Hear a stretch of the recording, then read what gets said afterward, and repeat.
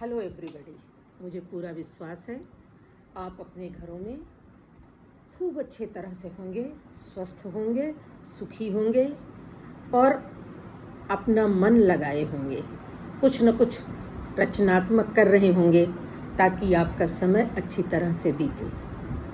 अपने घर वालों का सहयोग कर रहे होंगे और समाज का और देश का भी सहयोग कर रहे होंगे, यानी फिजिकल डिस्टेंसिंग, सोशल डिस्टेंसिंग इसको मेंटेन कर रहे होंगे। आवश्यकता की चीज़ों के लिए मारामारी नहीं करेंगे, घर पे रहेंगे। घर से निकलना अनिवार्य हो तो मास्क लगा कर निकलेंगे। हाथ को बार बार साबुन से धोएंगे। अपने स्वास्थ्य का ध्यान रखेंगे, अपने परिवार का स्वास्थ्य का ध्यान रखेंगे और पड़ोसियों के स्वास्थ्य का ध्यान रखेंगे। आप कहेंगे बार बार आप जब भी आती हैं इस तरह की बात करती हैं। आप स्वस्थ हैं तो सब कुछ अच्छा है। फिर तो मैं आगे जो भी बात आपसे करूँगी आप उसे अच्छे से समझेंगे, अच्छे से तैयार करेंगे और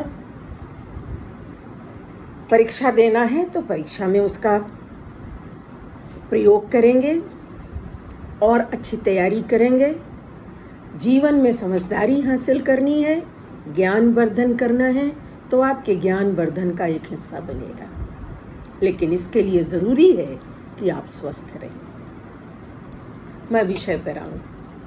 आज मैं बात करना चाहती हूँ इंटरनेशनल इंटरवेंशन का, अंतर्राष्ट्रीय हस्तक्षेप। हस्तक्षेप शब्द तो बहुत आपने सुना होगा आए दिन कि आप इसमें हस्तक्षेप ना करें, आप मेरे कामों में हस्तक्षेप ना करें। ये साधारण सी शब्द है, लेकिन अंतर्राष्ट्रीय स्तर पर इस हस्तक्षेप शब्द का विस्तृत अर्थ निकलता है। अंतर्राष्ट्रीय स्तर पर हस्तक्षेप का मतलब होता है कि एक राज्य द्वारा दूसरे राज्य की वैधानिक व्यवस्था में हस्तक्षेप करना, प्रभाव डालना, उसमें उसके कार्यों में कहीं न कहीं से रोक लगाना, ये हस्तक्षेप कहलाता है। अंतर्राष्ट्रीय क्षेत्र में यह हस्तक्षेप सशस्त्र होता है और कभी कभी बिना शस्त्र के भी हस्तक्षेप होता है। एक हस्तक्षेप की बात मुझे इसलिए करनी पड़ी कि आज सुबह जब न्यूज़ देखा और ये देखा कि चाइना को बहुत कष्ट हुआ, भारत ने चाइनीज़ किट के प्रयोग पर रोक लगाया। क्यों रोक लगाया? क्योंकि वे किट उन मानकों को पूरा नहीं करते जो स्वास्थ्य विभाग के अनुसार होना चाहिए, जिसकी आधार पर जांच किया जाए और सही बातें, सही बीमारी सामने आए, उसका कोई दुष्प्रभाव ना पड़े। चाइना के दूत को, भारतीय दूतावास के क्षेत्र में चाइना के दूत को कहना पड़ा, रोष जताना पड़ा कि आप हमारे किट का प्रयोग क्यों नहीं कर रहे हैं। ये हस्तक्षेप भारतीय नीति में चाइना कैसे कर सकता है? हमें कोई चीज़ अच्छी लगती है, हमारी जनता के स्वास्थ्य के अनुकूल है और हम उसका प्रयोग करेंगे। अगर वो स्वास्थ्य के अनुकूल नहीं है, हम उसका प्रयोग नहीं करेंगे। ये हमारी व्यवस्था जानेगी, हमारी अनुसंधान जानेंगे, हमारा विज्ञान, हमारे देश का स्वास्थ्य विभाग समझेगा और हमारे देश का गृह विभाग जानेगा, हमारे देश का विदेश मंत्रालय निर्णय लेगा, हमारे देश के प्रधानमंत्री निर्णय लेंगे। चाइना इसमें हस्तक्षेप कैसे कर सकता है? चाइना को यह है कि साहब हमारे देश की बनी चीज जो पहले सही थी आज कैसे गलत हो गई। कभी भी मानकों के प्रयोग में गड़बड़ी हो सकती है। इस कंपनी का, जिस कंपनी ने यह बनाया उसकी गलती हो सकती है। उसने मानक स्टैंडर्ड को लो कर दिया हो। ये चाइना की गुणवत्ता पर प्रश्न नहीं है, किसी कंपनी के गुणवत्ता पर प्रश्न है। इसके अलावा अगर चाइना भी खुद कुछ कर रहा हो, कोई आयात निर्यात कर रहा हो, और अगर उसकी गुणवत्ता में कमी मिले और उसका अगर विरोध किया जाए, तो ये नहीं कह सकता कि आपको मेरे इस सामान का प्रयोग करना होगा। ये हमारे आंतरिक मामलों में हस्तक्षेप है। यह हस्तक्षेप अन्य विचारकों ने समय समय पर अपने ढंग से इसकी व्याख्या की है। हॉलैंड इस मामले में कहता है कि हॉल कहता है कि जब भी कभी सशस्त्र किसी देश के अंतर्राष्ट्रीय व्यवस्था में, या यूं कहूं कि उसकी संप्रभुता में, कोई देश सेंधमारी करता है, विरोध करता है, हस्तक्षेप करता है, तो अंतर्राष्ट्रीय स्तर पर यह हस्तक्षेप कहलाता है। ओपनहाइमर ने इस कुछ थोड़ा सा और विस्तृत किया। उसने कहा कि किसी देश की सीमा में तानाशाही या अधिनायकवादी हस्तक्षेप की श्रेणी में आता है और इसे उस देश के द्वारा स्वीकार नहीं किया जा सकता। क्यों? क्योंकि किसी भी देश को अपने आंतरिक मामले में निर्णय लेने और बाह्य मामलों में अपनी सुरक्षा शर्तों को तय करने का अधिकार है। इसलिए अगर किसी दूसरे देश के द्वारा, सेना के द्वारा या अधिनायकवादी नीतियों के द्वारा हस्तक्षेप किया जाता है, तो वो हस्तक्षेप माना जाएगा और उसे स्वीकार नहीं किया जा सकता। इसी तरह से और भी विचारक हैं, उनकी भी यही दृष्टिकोण और उनके भी यही विचार हैं कि हस्तक्षेप कभी भी किसी भी देश की सीमा में अगर किया जाता है तो स्वीकार नहीं हो सकता। केल्सन नामक विचारक ने कहा कि कभी भी हस्तक्षेप जिसकी अंतर्राष्ट्रीय कानून मनाही करता हो और उसके बावजूद भी वो किया जाए तो वो हस्तक्षेप है। किसी देश की सीमा में हस्तक्षेप है। अंतर्राष्ट्रीय कानून अगर कहता है कि एक देश अपनी स्वतंत्रता को बरकरार रखते हुए बराबरी के स्तर पर दूसरे देश से संबंध स्थापित करेगा और उस बराबरी के स्तर को अगर दूसरा देश प्रभावित करता है तो हस्तक्षेप है। हस्तक्षेप के बहुत सारे उदाहरण दिए जा सकते हैं और ये उदाहरण देने के पहले एक खास भारत के ही संदर्भों में मैं आपको बताऊं कि जिस वक्त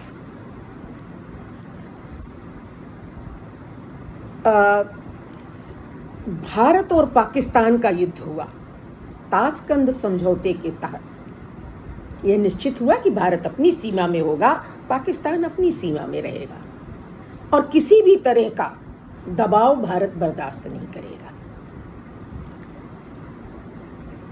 पाकिस्तान दो हिस्सों में था, एक तरफ बांग्लादेश, उत्तर दक्षिण में पाकिस्तान जो पूरे पाकिस्तान के रूप में जाना जाता था। बांग्लादेश में मानवीय हितों का अधिग्रहण या उल्लंघन पाकिस्तानी सेना ने इस हद तक किया कि मानवता शर्मसार होने लगी। बच्चों को, बूढ़ों को मार देना, घर को लूट लेना, वहाँ की बहू बेटियों के साथ बलात्कार करना, और इसके कारण बांग्लादेशी पलायन करके भारत की सीमा में घुसने लगे। लगभग 1.5 लाख से ऊपर बांग्लादेशी भारत की सीमाओं में आ गए। भारत ने इसका विरोध किया कि ये भारत की सीमा में हस्तक्षेप है कि वहाँ का आदमी यहाँ आ रहा है, लेकिन एक ये भी बात है कि मानवीय आधारों पर आ रहा है। भारत ने अंतर्राष्ट्रीय स्तर पर इसका विरोध किया। अंत में भारत को पाकिस्तान की सीमा में हस्तक्षेप करना पड़ा, बांग्लादेश की सीमा में वहाँ के लोगों की मदद करके कि आप ये मदद लो, अपनी सीमा में रहो। हमारी सीमा में घुसने के बाद हमारे लोगों के हितों का अपहरण होता है। तो एक तरह का ये हस्तक्षेप था पाकिस्तान की सीमा में, लेकिन यह वैध हस्तक्षेप था। आप कहेंगे अनधिकृत हस्तक्षेप क्या है? अनधिकृत हस्तक्षेप के रूप में हम कह सकते हैं कि जब भी कभी भारत और पाकिस्तान का जब युद्ध हुआ, उस वक्त चाइना ने पाकिस्तान का साथ देना चाहा, अमेरिका ने पाकिस्तान का साथ दिया और उनकी सेनाएं भारतीय सीमाओं पर आने लगी। वो हस्तक्षेप की स्थिति थी, अनधिकृत। विश्व के संदर्भों में मैं आपको और आगे और उदाहरण दूंगी तो ज़्यादा आसान हो जाएगा, लेकिन इसको बताने के लिए ये जानना ज़रूरी है कि हस्तक्षेप के कई तरीके हो सकते हैं। जब हम अलग अलग तरीकों का अध्ययन करेंगे तो उसमें हस्तक्षेप की स्थिति को भी हम समझ लेंगे। पहली बात तो ये कि आंतरिक हस्तक्षेप, यानी आंतरिक मामलों में अगर किसी देश के द्वारा सशस्त्र या कूटनीतिक हस्तक्षेप किया जाता है तो वह आंतरिक हस्तक्षेप कहलाएगा। 1936 में स्पेन के घरेलू युद्ध में जर्मनी के द्वारा हस्तक्षेप किया गया था और उस समय 1956 में ही सोवियत संघ ने हंगरी के मामले में हस्तक्षेप किया था। हंगरी का आंतरिक गृह युद्ध था, स्पेन का वहां आंतरिक गृह युद्ध था, लेकिन सोवियत संघ ने साम्यवादी व्यवस्था का समर्थन करते हुए वहां के एक पक्ष को समर्थन देना इसलिए स्वीकार किया ताकि साम्यवादी सत्ता स्थापित रह सके। वो आंतरिक मामले में हस्तक्षेप था जो नहीं किया जाना चाहिए था। बाह्य मामलों का हस्तक्षेप इसके लिए हम कह सकते हैं कि दूसरे विश्व युद्ध में इंग्लैंड, फ्रांस और जर्मनी युद्धरत थे और उसके बाद इटली ने जर्मनी के साथ मिलकर युद्ध करना चाहा और फ्रांस और ब्रिटेन पर चढ़ाई की। यह बाह्य हस्तक्षेप था। इसके साथ ही वह द्वितीय विश्व युद्ध इतना विस्तारित हुआ कि इंग्लैंड और फ्रांस की तरफ से बहुत सारे छोटे छोटे देश जो युद्ध में आए, उन लोगों ने जर्मनी के मामले में हस्तक्षेप, वो माना जाएगा कि उनका बाह्य हस्तक्षेप था। तो जब भी कभी देश की सीमाओं पर युद्ध होता है तो वो बाह्य हस्तक्षेप कहलाता है। कभी कभी एक और हस्तक्षेप होता है जो युद्ध के द्वारा नहीं होता, न आंतरिक न बाह्य, दंड देने वाला हस्तक्षेप। दंड देने के हस्तक्षेप में नाकेबंदी की जाती है। जैसे 1962 में क्यूबा के बंदरगाहों की अमेरिका ने इसलिए नाकेबंदी कर दी थी कि सोवियत रूस मदद कर रहा था क्यूबा की और क्यूबा सोवियत रूस की तरफ हो सकता था, इसलिए क्यूबा की नाकेबंदी कर दी कि सोवियत रूस के द्वारा किसी तरह की शस्त्र या अन्य सामग्री क्यूबा में ना पहुंचने पाए। क्यूबा को पनिश करना था। ये नाकेबंदी दंड देने की नाकेबंदी थी। जब इसी तरह से एक और उदाहरण दूं मैं आपको, भारत के संदर्भों में जिस वक्त माननीय अटल बिहारी वाजपेयी के द्वारा प्रधानमंत्री कार्यकाल में देश में एटॉमिक शक्ति हासिल की गई, अणुबम का विस्फोट किया गया, उस वक्त अमेरिका जैसे सभी देशों ने भारत की अर्थव्यवस्था को रोकने का कार्य किया। उन्होंने कहा भारत की अर्थव्यवस्था को रोक दो, कोई भी विदेशी देश भारत के साथ आर्थिक संबंध नहीं स्थापित करेगा। वो एक नाकेबंदी थी, लेकिन भारत निश्चिंत था कि हमारी आंतरिक व्यवस्था हम अपनी छोटे छोटे कंपनियों, छोटे छोटे गृह उद्योगों को विस्तृत करके पूरा कर लेंगे। और आखिर में भारत की पहली ही छमाही में जीडीपी रेट बढ़ गई और अमेरिका को लगा कि ये इस तरह से भारत को रोका नहीं जा सकता, बल्कि भारत अधिक मजबूत हो सकता है, और वो उस नाकेबंदी को हटाना पड़ा। एक कूटनीतिक हस्तक्षेप है। इसमें स्टार्क कहता है नए ढंग से, उस कहता है कि फ्रांस, रूस, जर्मनी ने जापान के साथ एक कूटनीतिक दबाव बनाया था और एक संधि की थी, वो ये कि चीन को वह कोई भी प्रायद्वीप वापस ना करे। चीन सिमोनास्की की संधि कहलाती है, जिसमें वो चाह रहा था कि उसको वो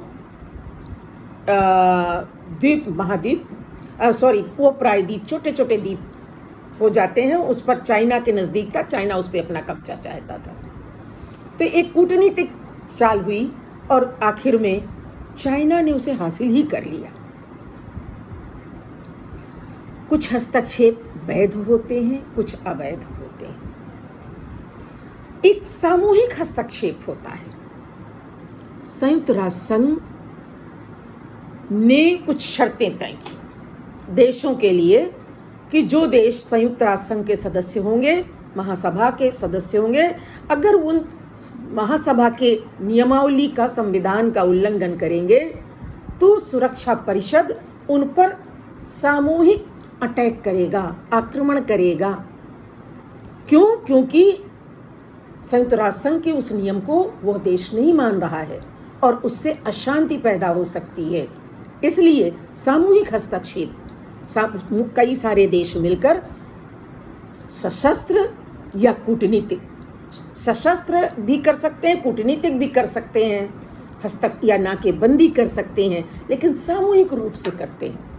ये वैध हस्तक्षेप है क्योंकि वो संयुक्त राष्ट्र संघ की नियमावली के अनुसार है। तो सामूहिक हस्तक्षेप जब इस तरह से किया जाता है तो वो वैध होता है। लेकिन वही सामूहिक हस्तक्षेप जब द्वितीय विश्व युद्ध में था, दो देश आमने सामने थे, उसे वैध नहीं कहा जा सकता। वो युद्ध था और वह अवैध हस्तक्षेप था।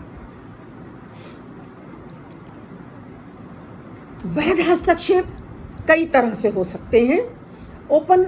ओपनहाइम कहता है कि वैध हस्तक्षेप 7 तरीके से हो सकते हैं। पहला तो कहता है कि अगर कोई राज्य अपनी सुरक्षा के लिए हस्तक्षेप करे, अगर कोई देश किसी देश पर अटैक कर रहा हो और उस वक्त अपनी रक्षा करता है, युद्ध की स्थिति होती है या तैयारी कर रहा है, तो उसको जानकर उसके पहले ही वो तैयार होकर के पहले ही उसके आंतरिक मामले में हस्तक्षेप कर दे।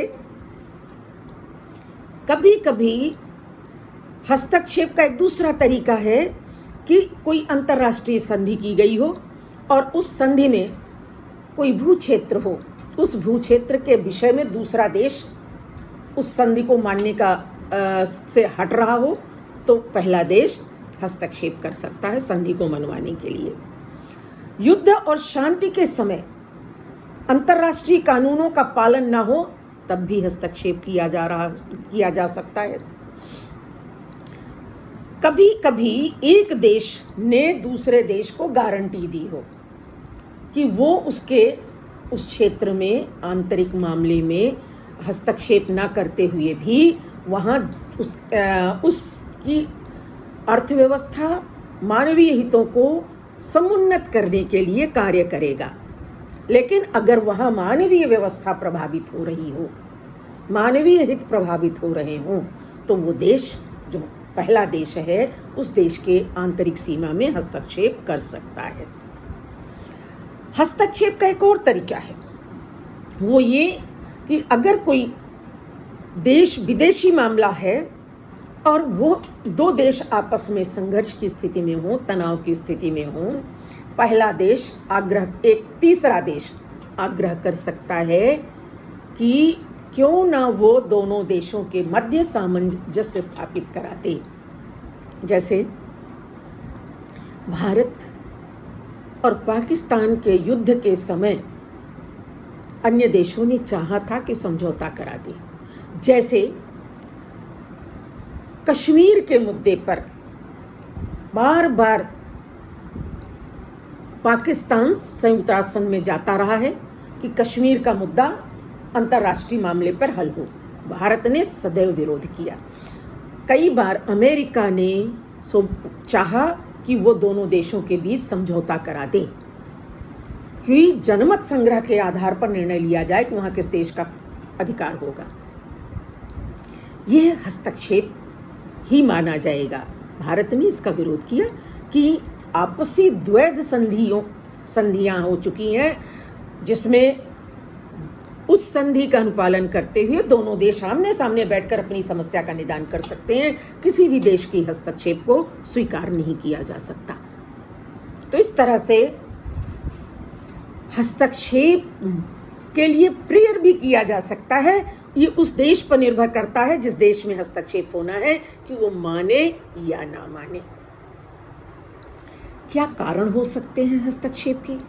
पहला तो ये कि सुरक्षा परिषद, संयुक्त राष्ट्र संघ की महासभा का संविधान, सुरक्षा परिषद उसे मनवाने के लिए हस्तक्षेप कर सकता है। दूसरा ये कि दो देश आपस में युद्ध की स्थिति में बन रहे हों और अन्य देश आग्रह करे समझौता कराने का, वो किया जा सकता है।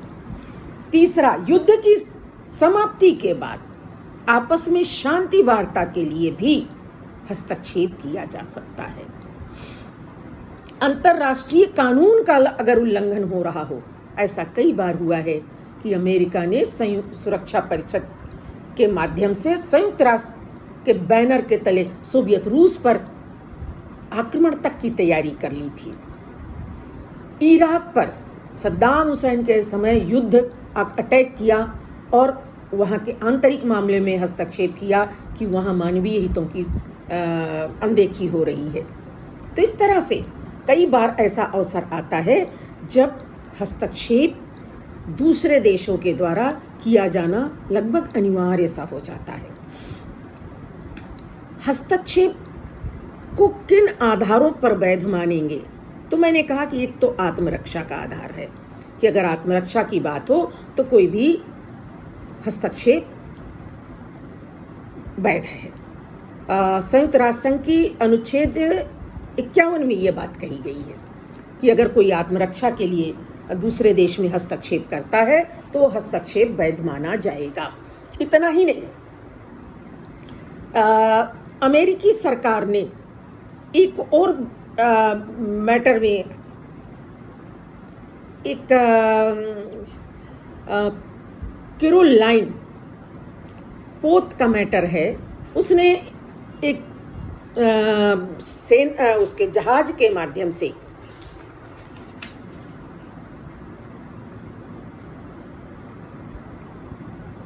कैरोलाइन स्टीमर के पर उसने बहुत सारी सामग्री रख करके फ्रांस के लोगों को मदद करनी चाहिए थी और वहां पर जो विद्रोह पनप रहा था उसको रोकना चाहा था। लेकिन ये रास्ता ब्रिटेन से होकर के जा रहा था, इसलिए ब्रिटेन ने उस स्टीमर को नष्ट कर दिया। अमेरिका ने विरोध किया कि ये उसके जहाज को नष्ट करके उसने उसके आंतरिक मामले में हस्तक्षेप किया है। इंग्लैंड ने साफ कहा कि वो जहाज किसी देश को नुकसान पहुंचाने जा रहा था, वो जहाज उसकी सीमा से जा रहा था, इसलिए उसने उसको नष्ट किया। वो इसके लिए क्षमा चाहता है, लेकिन उसने गलत नहीं किया। तो ऐसे आधार भी बनते हैं कि अंतर्राष्ट्रीय मामलों में हस्तक्षेप हो भी जाता है और वो वैध भी होता है। कभी कभी बदला लेने के लिए हस्तक्षेप किया जाता है और ये बदला नाकेबंदी के रूप में होता है। जिस वक्त द्वितीय विश्व युद्ध की समाप्ति के बाद उत्तरी और दक्षिणी कोरिया को बांटने का मैटर था, सोवियत रूस चाहता था कि वो दक्षिणी कोरिया को अलग कर ले और वहाँ साम्यवादी व्यवस्था की स्थापना करे। इसी तरह से जर्मनी भी डिवाइड हो रहा था। अमेरिका ने एक प्रयास किया था कि वहाँ पर नाकेबंदी करके, उसको बर्लिन की नाकेबंदी के नाम से जाना जाता है, कि उसको रोकने की कोशिश की जाए ताकि दोनों का विभाजन न होने पाए। लेकिन वो नाकेबंदी सफल नहीं हो पाई और अंत में दोनों का विभाजन हुआ। यह बात और है कि एक लंबे अंतराल के बाद समय ने उस चक्र को चला और उत्तरी और दक्षिणी, पूर्वी और पश्चिमी जर्मनी पुनः एक हो गए। कोरिया आज भी दो हिस्सों में संघर्षरत है। अगर वो नाकेबंदी सफल होती तो शायद यह विवाद की स्थिति न होती जो आज दक्षिणी कोरिया सबल होकर संपूर्ण विश्व को आंख दिखा रहा है। संधि अगर कोई की गई हो और उसमें 2 पक्षकार 3 पक्षकार हों, 3 पक्षकार माने 2 या 3 या 2 से अधिक देश हों उस संधि के हिस्से, अगर उसमें से कोई एक देश उस संधि का विरोध कर रहा हो अपने निहित स्वार्थों के लिए, तब उसका विरोध किया जा सकता है, हस्तक्षेप किया जा सकता है। उदाहरण के लिए 1903 में हवाना की एक संधि के आधार पर क्यूबा ने एक स्वीकार किया था कि वो अमेरिकन संरक्षण लेगा और अंत में उसने उसे अस्वीकार कर दिया। तो चाइना ने हस्तक्षेप करके वहां पर शांति स्थापित करने की कोशिश की थी। शक्ति संतुलन के लिए भी कभी कभी हस्तक्षेप किया जाता है। विश्व में नाटो सीटो बनकर और वार्सा पैक्ट के द्वारा 2 विशाल देश विश्व की संपूर्ण राजनीति को प्रभावित कर रहे थे। उस समय कई बार ऐसे अवसर आए जब ग्रेट ब्रिटेन और फ्रांस को हस्तक्षेप करना पड़ा। इतना ही नहीं, टर्की के साम्राज्यवाद को दबाकर रूस शक्तिशाली न बन जाए, इसलिए इंग्लैंड ने सोवियत रूस को दबाने की कोशिश की, उसके मामले में हस्तक्षेप किया। अफगानिस्तान का मैटर, अफगानिस्तान के लिए अफगानिस्तान को चाहता था सोवियत रूस हस्तक्षेप करके उसे शस्त्र के माध्यम से अपने अधीन करके वहां साम्यवाद की स्थापना करना। अमेरिका ने वहां हस्तक्षेप किया और उसने कहा अगर ऐसा होता है तो अमेरिका को सशस्त्र सेनाओं के माध्यम से अफगानिस्तान में हस्तक्षेप करना पड़ेगा। सोवियत रूस ने विड्रा किया और मामला शांत हो गया। इस तरह से कई बार विश्व की शक्तियों को संतुलित करने के लिए कि कोई बहुत अधिक शक्तिशाली न हो जाए, हस्तक्षेप की स्थिति उत्पन्न होती है। मानवीयता तो सबसे बड़ा आधार है। मैंने शुरू में ही आप लोगों को बताया कि बांग्लादेश के मैटर में भारत ने ही मानवीय आधारों पर हस्तक्षेप किया था। कभी कभी कुछ और ऐसे मैटर हम समझ सकते हैं, जैसे चेकोस्लोवाकिया का मैटर था जिसमें साम्यवादी देश में के होने के बावजूद भी वहां गणराज्य उभर के आना चाहता था। लोगों ने विद्रोह किया, गणराज्य जीता और गणराज्य सरकार बनी, लेकिन चेकोस्लोवाकिया में सोवियत रूस की सेना घुस गई और उसने चेको सरकार के पूर्व सरकार का समर्थन करते हुए वर्तमान सरकार का विरोध किया।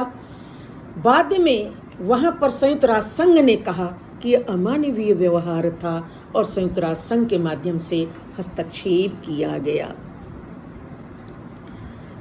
हस्तक्षेप के जो बहुत सारे उदाहरण हमेशा मिलते हैं, कभी बड़े स्तर पर कभी छोटे स्तर पर, लेकिन हस्तक्षेप के रूप में राष्ट्रपति मुनरो ने तो सिद्धांत ही बना दिया था। 1823 में राष्ट्रपति मुनरो ने कहा था कि अमेरिकन महाद्वीप में कोई भी अमेरिकन महाद्वीप पूरा का पूरा स्वतंत्र रहेगा और उसकी स्वाधीनता पर अगर कोई आंख उठाएगा तो अमेरिका हस्तक्षेप करेगा। यूरोपियन आधिपत्य को स्वीकार नहीं किया जा सकता क्योंकि वहां के लोगों की स्वतंत्रता सर्वश्रेष्ठ है। इसे मुनरो सिद्धांत के रूप में जाना गया कि लोगों को अपने सीमावर्ती क्षेत्रों में देशों की स्वतंत्रता और डेमोक्रेसी की स्थापना के लिए हस्तक्षेप किया जा सकता है। अगर कहीं डेमोक्रेसी प्रभावित हो रही है तो हस्तक्षेप किया जा सकता है। वर्तमान में एक और उदाहरण मैं दे दूं इसी बात को लेकर, राष्ट्रपति मुनरो के इस सिद्धांत को लेकर के, जब आतंकवादी गतिविधियां पाकिस्तान, सीरिया, अफगानिस्तान आदि देशों से होकर के विश्व के देशों को प्रभावित करने लगी, तो अमेरिका आगे खड़ा हुआ, भारत ने भी उसका साथ दिया और एक धमकी के रूप में पाकिस्तान को और सीरिया को, अन्य देशों को दिया गया कि अगर आतंकी गतिविधियां बंद नहीं की जाती तो यहाँ पर सशस्त्र सेना के माध्यम से हस्तक्षेप किया जा सकता है। और यही कारण है कि जब भारत ने पाकिस्तान की सीमा में घुसकर आतंकियों को मारा था तो विश्व के कोई देश उसका विरोध नहीं कर सके। क्यों? क्योंकि भारत में आतंकी गतिविधियां बाया पाकिस्तान बार बार हो रही थी। बॉम्बे ब्लास्ट, यहाँ के संसद पर अटैक, ये भारत में आतंकवाद की घुसपैठ की पराकाष्ठा थी और अमेरिका स्वयं इससे प्रभावित हो चुका था 2001 में। इसलिए उसने इसको स्वीकार किया कि भारत ने अपने देश की रक्षा में घुस करके अगर अटैक किया है तो ये कोई आंतरिक हस्तक्षेप अवैधानिक नहीं है। तो आज आतंकी गतिविधियों को रोकने के लिए हस्तक्षेप किए जा रहे हैं। आने वाला समय क्या होगा कहा नहीं जा सकता, लेकिन यह कोरोना महामारी कुछ इस तरह से है कि कहीं न कहीं मानवीयता भी प्रभावित हो रही है और कहीं न कहीं देशों की जो भक्ति है, जो राष्ट्रवाद की नीतियां हैं, वे भी प्रभावित हो रही हैं। कहीं ऐसा न हो कि इस सब को लेकर के भी कहीं हस्तक्षेप की स्थिति उत्पन्न हो जाए, जैसा कि राष्ट्रपति ट्रंप ने चाइना को धमकी दी थी कि अगर चाइना बाज नहीं आएगा तो उसे कुछ करना पड़ेगा, क्योंकि वो न मदद कर रहा है मानवीय आधार पर और कोरोना को कहीं न कहीं फैलाने का वो आधार है। तो इस तरह की अगर कोई प्रामाणिकता सामने आती है तो हो न हो हस्तक्षेप का एक नया स्वरूप भी सामने आ सकता है। हस्तक्षेप विश्व के देशों में आज देशों की आंतरिक व्यवस्था को बनाए रखने के लिए, उनकी अपनी डेमोक्रेसी संप्रभुता को बनाए रखने के लिए और विश्व के सभी देशों की मानवीयता को बनाए रखने के लिए हस्तक्षेप किया जा सकता है और वो वैध होगा। लेकिन अगर कोई देश किसी देश पर सशस्त्र इसलिए आक्रमण कर दे कि वो उसकी विदेश नीति को नहीं मान रहा है, वो उसके मदद नहीं कर रहा है या वो उसके साथ नहीं खड़ा हो रहा है, तो यह अवैधानिक होगा। आज बदली हुई परिस्थितियों में हस्तक्षेप के मायने भी नए गढ़े जाएंगे। हम सबको, सभी विश्व के सभी देशों को एक ही संकल्प के साथ काम करना होगा कि विश्व शांति हो, हर देश अपनी संप्रभुता को बनाए रखते हुए मानवीयता को भी प्राथमिकता दे। मानवीय मूल्य और मानवीय आधार श्रेष्ठ हैं, उनकी रक्षा होनी चाहिए। क्यों? क्योंकि वसुधैव कुटुंबकम की स्थापना होनी चाहिए, न कि ग्लोबलाइजेशन की, भूमंडलीकरण की। भूमंडलीकरण में कहीं न कहीं हस्तक्षेप आ ही जाता है। अगर सर्वे भवन्तु सुखिनः का पाठ चलेगा तो हस्तक्षेप नहीं होगा, होगा तो वैध होगा। आप सबको बहुत बहुत धन्यवाद। नमस्कार।